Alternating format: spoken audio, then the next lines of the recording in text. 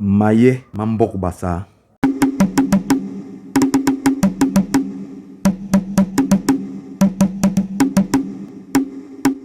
Paragraphe 112. Il leur dit: la mienne consiste à instruire. L'heureux enseignant ne touche pas la machette. Il leur dit: je vais vous montrer l'œuvre de Mbang qui vous a réunis ici aujourd'hui. Il dit: Job Mbang, montre-toi à ta famille. Il dit la même chose pour toute la réserve de Mbang. Il leur dit: votre aïeul cacha ces gens uniquement pour vous préserver de l'extermination qui viendrait, et vous ne l'avez vaincu que par l'œuvre de votre aïeul Mbang.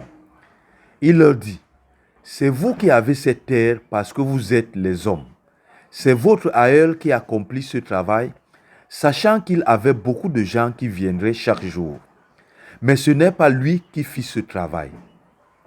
Il demanda seulement ce travail, avec l'espoir de le faire.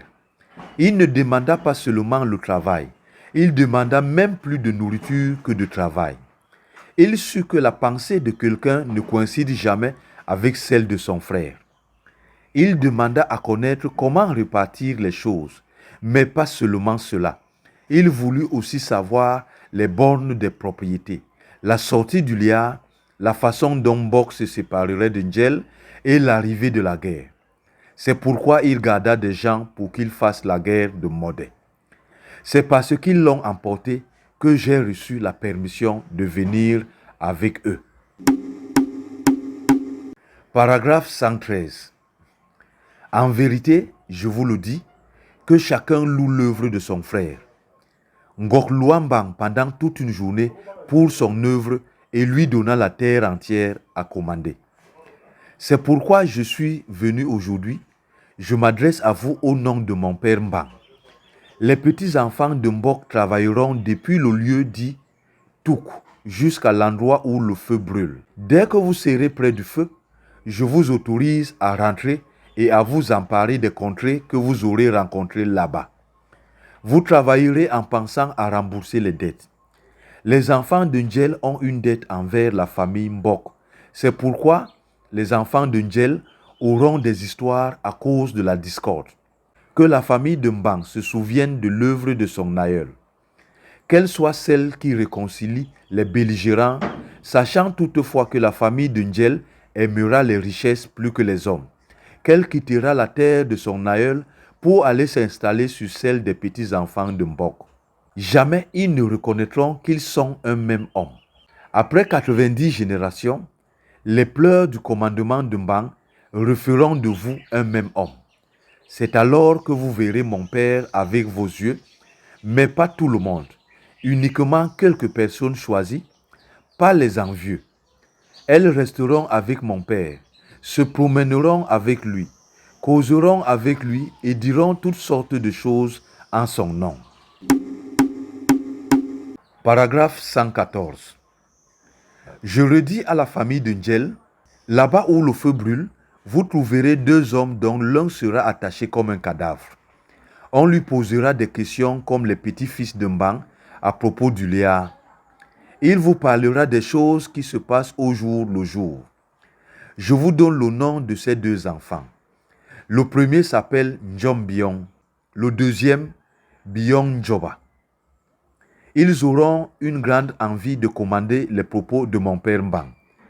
Ils courront toute la terre répétant que c'était eux qui commandaient le pays. Ils réveilleront les morts et les rendront dans les cases.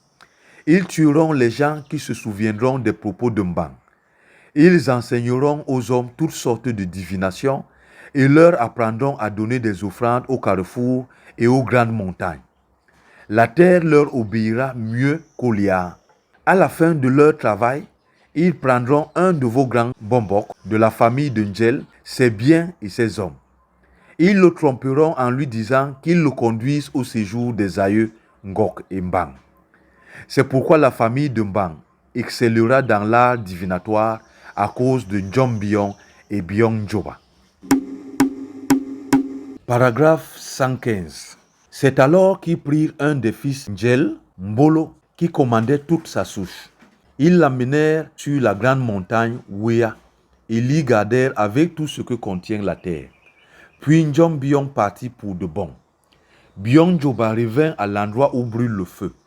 Lorsqu'il y parvint, il leur raconta à tous: celui qui vous commande vous interdit d'aller là où il est.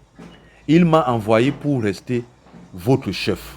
La population lui dit: convoque une réunion. Bion Djoba convoqua la réunion et dit à la population: vous ne verrez plus votre Mbombok. Il leur rappela tout ce que Ndjom avait fait. Il leur dit: Ndjom n'est pas votre chef. Il était venu pour dire ce que ceux qui décident pour vous avaient fait, mais il détourna vos bénédictions.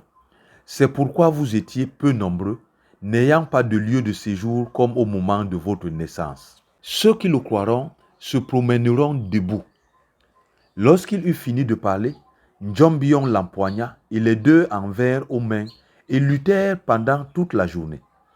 Ndjom dit à Bion: moi je travaille, toi tu récoltes. Bion dit: le travail qu'on nous a envoyé faire, ce n'est pas ce que nous faisons. Nous nous sommes transformés en chefs tout-puissants. Allons nous justifier d'où nous sommes venus. Lorsqu'il eut dit cela, les deux prirent feu et brûlèrent de nombreuses années de telle sorte qu'ils desséchèrent les rivières de ce côté du Liard. Paragraphe 116. L'œuvre de Ndjom Bion. Ndjom Bion était l'accompagnateur des hommes. Il était sans femme. Il enseignait aux hommes les bornes des propriétés foncières, les noms des arbres et des rivières et le tracé des routes. Il devait durer, mais retourna chercher le pouvoir. Il eut là plus de puissance que où, mais ne suivit pas son travail parce qu'il fut arrêté que l'homme qui devait accomplir l'œuvre ne devait pas sortir de la famille de Mbok ou de celle de Ndjel. C'est pour son mauvais travail que nous ne pouvons plus converser aujourd'hui avec les Bakougi, ni nous promener avec eux. Il trouva le mal, mais le grossit exagérément. Il interdit beaucoup de choses comme Modé. C'est pourquoi Mangal se dépêcha de l'envoyer devant les juges. Tous les hommes lui obéirent pour les divertissements qui déplurent en Bang et Ngok et s'imaginèrent que Mangal ne les voyait pas. Paragraphe 117. Un jour, Mangal convoqua une assemblée et dit: cette dispersion qui est dans ce pays a commencé depuis 4 ans. Pourquoi en êtes-vous content? Les Bambombok lui répondirent: les hommes aiment ce qu'ils n'ont pas encore reçu plus que ce qu'ils ont entre les mains. Tu nous donnes des recommandations de travail, mais tu ne nous donnes pas les noms de ceux qui devaient le faire. C'est pourquoi si nous voyons celui qui fait le travail, nous le suivons. Mangal dit: est-ce que Modé n'a pas travaillé? Ils répondirent: il a travaillé, mais c'est nous qui avons engendré celui-ci. Mangal dit: qu'est-ce qui vous plaît dans ce travail de dispersion? Ils répondirent: comme nous l'avons vu marcher sur les eaux, nous l'avons loué, comme nous t'avions loué aussi lorsque tu marches dans les airs. C'est pourquoi nous croyons que nous allons apprendre à marcher sur les eaux comme lui. Mangal dit: des routes et des eaux, qu'est-ce qui est bien? Ils lui dirent: Père, nous ne savons pas. Il leur expliqua: celui qui se promène sur l'eau est l'homme des distractions. Ce n'est pas l'homme des fêtes. C'est pourquoi il ne peut pas rester avec vous. C'est pourquoi mon père n'accepta pas que je marche sur l'eau.